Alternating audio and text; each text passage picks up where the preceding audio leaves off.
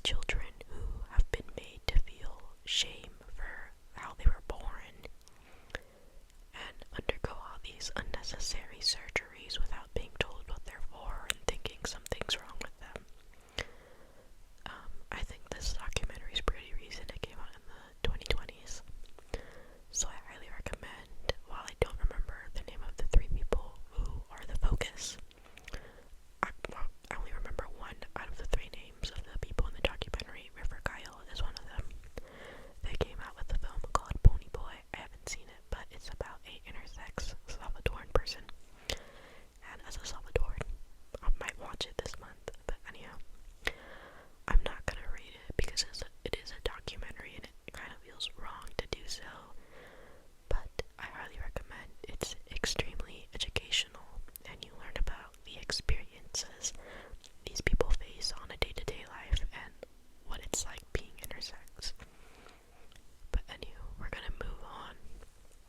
The next film, I believe, came out in the 1930s, and I think it was directed by Frank Capra, who also directed It's a Wonderful Life. But this is a romance called It Happened One Night, and it stars Clark Gable. I originally was gonna watch this in December with my sister, but we were kind of out of it, so we didn't watch it. And I do not regret watching this. If you know me, I like romance and rom-coms. And while there are some issues with old romance films, I highly like this one. And while it is a black and white film, I think it has this chemistry, and the chemistry between the actors is good. And while you don't really see physical, like, you don't see them kiss or a lot of intimate scenes, the chemistry is so intense and you just love it, and their dynamic between the characters. I can't remember the name of the characters because I watched it in the beginning of the month and I was also kind of high, but that's beside the point. It's really cute. It follows like a rich girl who is running away from her father because her father doesn't want her to get married to this like pilot, and she runs away. She's going to New York to try to marry this guy. She is of age, it's just her father refuses to let her go, and she's taking the bus there, and that's where she runs into this journalist who is played by Clark Gable, who knows who she is and like realizes, because she's like grown up very rich, she doesn't know how to navigate this, like traveling on the bus. And he's basically like, if you give me a story, I won't snitch out on you. And throughout the journey, while there are some hiccups throughout the roads, they slowly fall in love with each other. And Clark Gable is so charming in it. He's very handsome. I don't know. The only other thing I've seen him in is Gone with the Wind, and I absolutely hate that movie. But here he is very charismatic and low-key the type of man I would fall in love with. But it reminded me how, sorry, there's a bug, how a bunch of like old movies, they're not all that bad. I think people have this idea that films from like the past are really bad. No, they're not. They're actually pretty good, and sometimes they're the inspirations and the blueprint for a lot of films that we watch now. But I give it a solid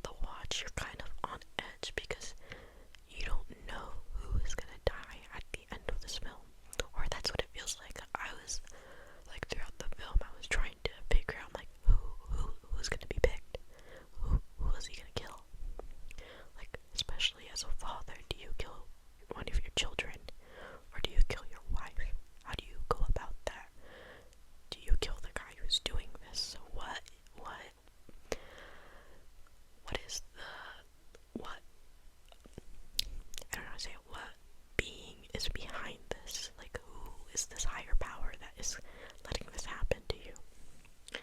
But that's besides the point. To me, I think it's like a solid 4.5 stars out of 5, so that's pretty high for me. And I will say, this is not going to be everybody's cup of tea. So, if you've seen Begonia or Kinds of Kindness or Poor Things or even The Lobster and you haven't seen The Killing of a Sacred Deer, I highly recommend this one. I think this is Yorgo's best film. Sorry, there's a bug here and I don't want to pause. The next film I saw was Pillion, and it was classified as a dom-com, and it stars Alexander Skarsgård. I don't know who the other actor is, but we follow this very shy, gay guy. He's gay. It's a gay movie.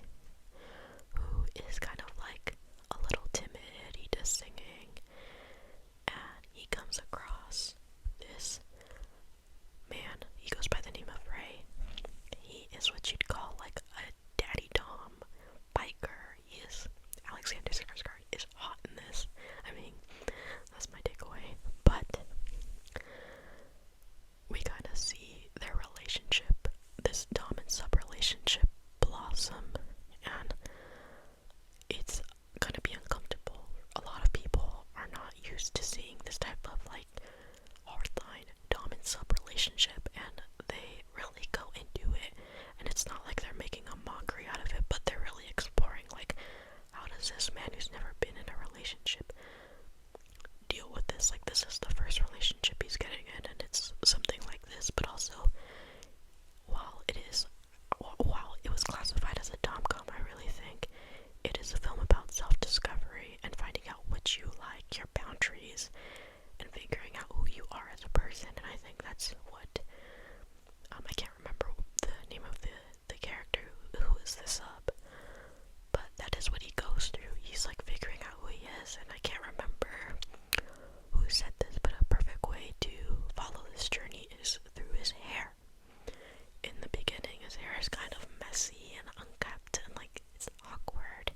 And then when he's with Ray, he goes bald, and that's because Ray told him to go bald, which is like crazy. Imagine you're with your partner and he's like, I want you to cut all your hair and like change your entire look because I said so, and you do it. And I'm not gonna spoil what his hair looks like at the end, but I think hair being part of his journey is very interesting. But yeah, it's also very hot. I don't know, it depends who you ask. I love this type of shit, so I ate it up. But anywho, the next film I'm gonna review is 28 Years Later, The Bone Temple. I saw the first part of 28 Years Later, and while I did like it, I felt like it was missing something. 28 Years Later, The Bone Temple takes the fucking cake. Excuse my language. Also, this film came out this year, and it stars Josh O'Connell. Yeah, who else? Ralph Fiennes. And some other names I don't know. Sorry, I don't know the names. But this is part of the 28 Days Later franchise, so if you don't know, there's like this infection, and like it's a rage virus, and it's been 28 years. And I don't know if people saw Sinners, but Josh O'Connell is the vampire in that one. But in this one, he plays the character of Jimmy Crystal. So, kind of to like make sense, we follow Spike. It's this young boy, and he's been taken in by these Jimmys. They are all people who dress the same. They have, well, to put an image, they all dress like Jimmy Savile. If you don't know who Jimmy Savile is, Jimmy Savile was a British like television personality, DJ, who was later exposed after or during his, like before he died, as being a serial rapist. So when I mean serial, it is a big number. So all of these Jimmys, or all these people who go by the name of Jimmy, it's like seven of them, or 5, I can't remember. They have like the iconic platinum blonde hair,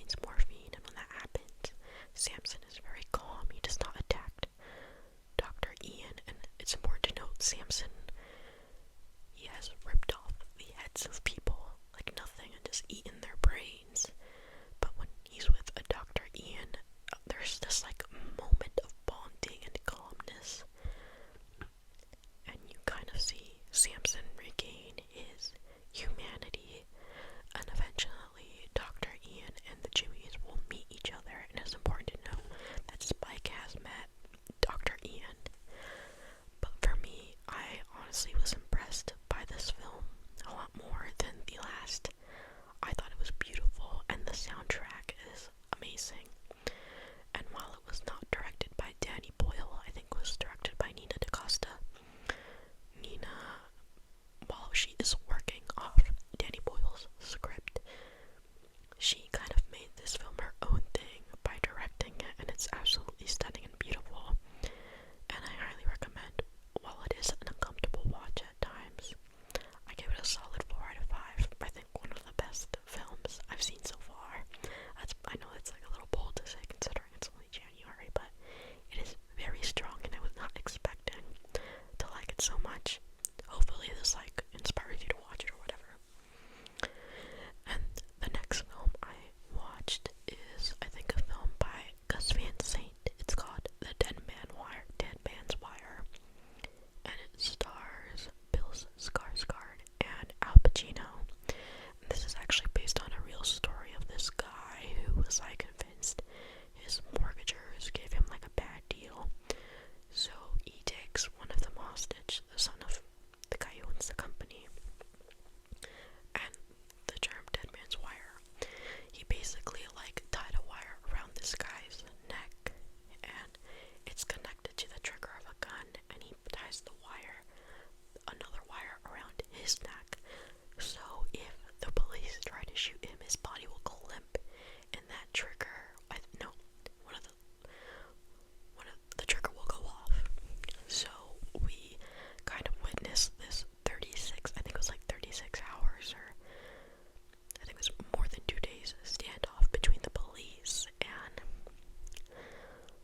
I honestly kind of had a hard time liking this in the beginning, and maybe it's just me and I'm too picky sometimes, but it had this like shininess to it. And I'm saying shininess to this because it takes place during the 70s, and I've seen a lot of movies from the 70s, or at least movies that try to depict the 70s, that don't have that shine to it, and it looks beautiful and stunning. But in the beginning there's this shininess to it that I'm like, I don't like this. And also some of the accents feel a little off, but once you get to the last 40 minutes of it, I came to appreciate the film more. I appreciate things like the costuming and the music, and also the inclusion of real life archival footage, or whatever they're making it seem like they're recording something on the news. I kind of like that aesthetic choice. That was nice. I also thought it was nice to have Al Pacino in it. I don't know if you guys know, but Al Pacino was also in like a hostage movie in the 70s where he plays the guy who's like holding people hostage. So to see him on the other side was kind of nice. That movie was also based on a true story. That's a little tangent I don't want to get on. But it was kind of fun. I did not know going into it that it was based on a true story until they were including certain like footage, which I'm like, this cannot be, this has to be like archival footage from something, but I couldn't pinpoint it. And I think, if anything, what sold it to me or made me like it more towards the end is when Bill Skarsgård is doing like this monologue in front of the TV about how he's been wronged, and that felt a little real. Like I felt like I was actually watching this guy kind of like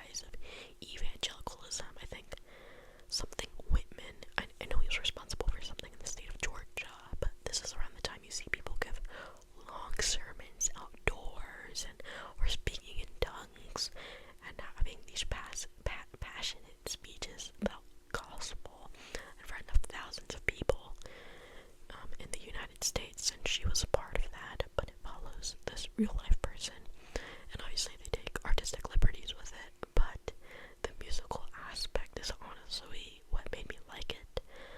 I knew it was a musical going into it, but I was not expecting it to take the direction it took.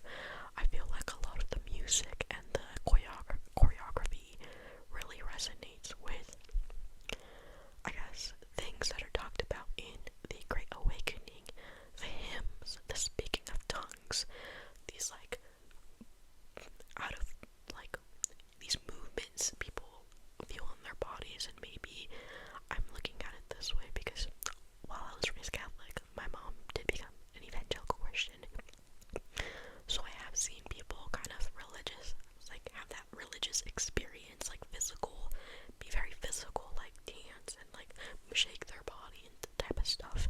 So that kind of sold it to me. And the costuming is great and the music is great. It's like not really a good way to describe it, but it is kind of sad. I saw somebody write it off as, oh, what they're trying to say is that Emily said sex was bad. And I think that is a very shallow and irresponsible review, because I'm like, were you watching that? The whole thing is that Anne Lee, part of her like awakening, or what made her like this prophet-like figure, she thought she was like the second coming, but a woman, which I honestly found very interesting. I didn't know, because at the time most of these people, or I feel like at least claimed they were the second coming, were typically men, and for her to be a woman and have a pretty, I would say, big following, or not a small following, but a substantial one, is surprising. But one of Anne Lee's like big thing is that celibacy is key. We need to, like, people need to remain celibate and abstinent, like no sex. And people reducing it to that and ignoring, I guess, like the first half of the film where it's like she witnessed things her father do with people that made her uncomfortable. And then being in a loveless marriage, or a marriage where she had 4 children and all of them died before the age of 1, kind of going crazy. Of course she's gonna end up that way, but reducing it to just, oh, she just said sex was bad, I think that's like a very poorly written off review. I think one of my issues is some of the accent work. I was like, okay, this is kind of going back and forth, but I don't think it's that key, to say the least. But it's choreographed beautifully, and I think you could also appreciate the introduction and the ending. I know people don't really care about credits or opening scenes and how they like to pick things, but I kind of like that work. That's something that's, I feel like, underrated. You know, like in movies and Napoleon Dynamite, how they introduce all the cast and crew. That was interesting. I like that. And there's just more like a drawing aspect. It's not like putting food and using it to introduce people, but it's really good. And after watching it, considering I've seen a majority of the films that were nominated for an Oscar, I'm kind of amazed and surprised this got absolutely nothing. I'd say they were snubbed. But anywho, these are my reviews for the month of January. Sorry if I'm going kind of fast. I have like very limited time of quietness. And if you hear things in the back, I'm really sorry. But I hope you guys like this, and maybe I'll watch more things in the month of February.